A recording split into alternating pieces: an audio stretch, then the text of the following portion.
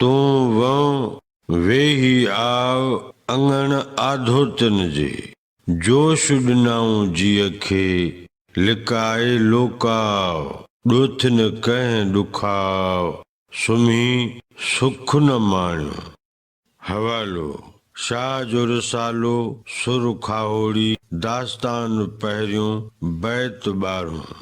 नवनि लफ़्ज़नि जी माना वं माना वञ, आधोत्यन माना दरवेशनि फ़क़ीरनि, जोश माना जज़्बात या बिरह जी बाह, जीव माना जान या जिस्म, लोकाव माना लोक खां या हिन बैत जे टिन्ही मिसरनि जी जुदा जुदा सादी सम्झाणी। तूं वं वेही आव अंगण आधोत्यन जे, तूं फ़क़ीरनि जे अंगण वञ, उन्हनि वटि वेही अचो। जोश ॾिनाऊं जीअ खे लिकाए लोकाव, उहे फ़क़ीर जन लोक खां लिकाए पंहिंजे जीअ खे जलायो आहे।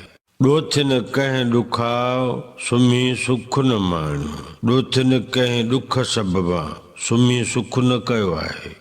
हिन बैत जो मजमूई मतिलब ऐं मफ़हूम हीअं बयान करे सघिबो। तूं वं वेही आव अंगण आधोतन जे जोश ॾिनाऊं जीअ खे लिकाए लोकाव ॾोथ न कंहिं ॾुखाव सुम्ही सुख न माणियो। लतीफ़ साईं चवे थो त ऐं सालिक तूं उन्हनि फ़क़ीरनि वटि वञ, उन्हनि सां वेही वक़्तु गुज़ार के घड़ियूं घार। उहे फ़क़ीर जन लोक खां आम माण्हूअ खां लिकी ॻुझो ॻुझो रही पंहिंजे जान जिस्म खे बिरह जे जोश सां पए जलायो आहे। उहे अहिड़ा ॾुखारा आहिनि जो सफ़ा प्यारा आहिनि, जेको ॾील मंझि ॾुख अथनि, जेको खेनि फिराक लॻल आहे तंहिं सबबा कॾहिं करार करे सुता सुम्हिया न आहिनि।